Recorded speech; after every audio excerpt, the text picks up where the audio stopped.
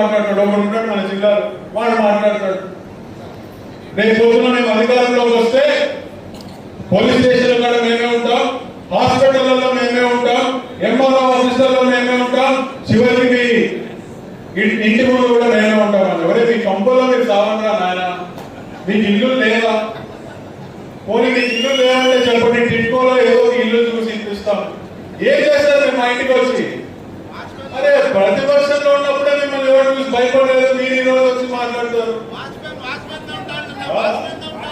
చేయడానికి వస్తారేమో. నీకు నిజంగా అంత శ్రద్ధ ఉంటే రా, ఆలగడ్డకి వస్తావేమో రా, లేకపోతే నేను అందుకోడు కానీ గుర్తుపెట్టుకో, నువ్వు ఒక్కసారి మా ఇళ్ళ కాడికి రావడం మొదలు పెడితే ఇంకొకసారి ఏ ఒక్క ఇంటికి వెళ్ళాలన్నా కూడా నువ్వు ఆలోచించే పరిస్థితిలో నిన్ను పెట్టి ఆలగడ్డల నుంచి పంపిస్తామని నువ్వు గుర్తుపెట్టుకోవాల్సిన అవసరం కూడా చాలా ఉందని చెప్పి నేను తెలియజేస్తున్నాను. ఇంకోటి ఉన్నాడు శ్రీశైలంలో, వాడు మాట్లాడతాడు. తమ్ముడు చక్రపాణి మాట్లాడతాడు. నాకేమన్నా అవుతే నా కొడుకు దిగుతాడు, నీకేమన్నా అవుతే ఎవరు దిగుతాడు అని చెప్పి అక్కడ స్థానికంగా ఉన్న ఎమ్మెల్యేలు అడుగుతాడు.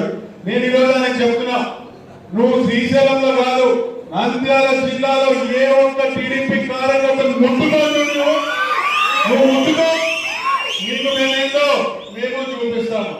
ఈరోజు వీళ్ళు వదిలేస్తే నోటికి ఎంత వస్తే ఒకటి మాట్లాడతాడు. ఒకడున్నాడు అక్కడ గుంటూరు దగ్గర, ఈరోజు ముఖ్యమంత్రి అని చెప్పి కూడా చూడకుండా నోటికి ఎంత వస్తే అంత మాట్లాడతాడు. నేను వీళ్ళందరికీ ఒకటే హెచ్చరిక చేస్తున్నాను, మీకంటే బండ పూతులు నాకు వచ్చు, మీకంటే రెండింపు తెగింపు నాకుంది. ఎవడి రక్తం ఇక్కడ? రక్తం. అది గుర్తు పెట్టుకొని మీరు నోరు అదుపులో పెట్టుకొని రాజకీయాలు చేస్తే ఆ మర్యాద మీకు కూడా తగ్గుతుంది. మరి